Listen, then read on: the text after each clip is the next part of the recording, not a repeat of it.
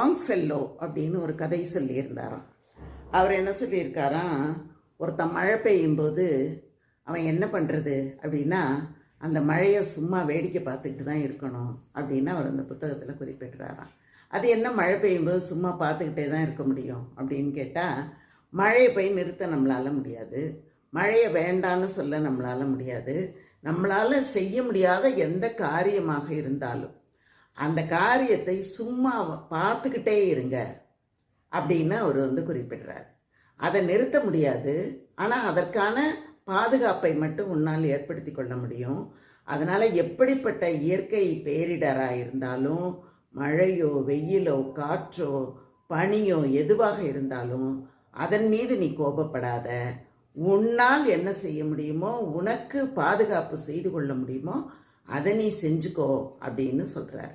அதனால் இயற்கையை இப்போ மழை பெய்யுது, இயற்கையை எதிர்த்து போரிடாமல் ஏற்றுக்கொள்ளக்கூடிய பக்குவத்தை வளர்த்து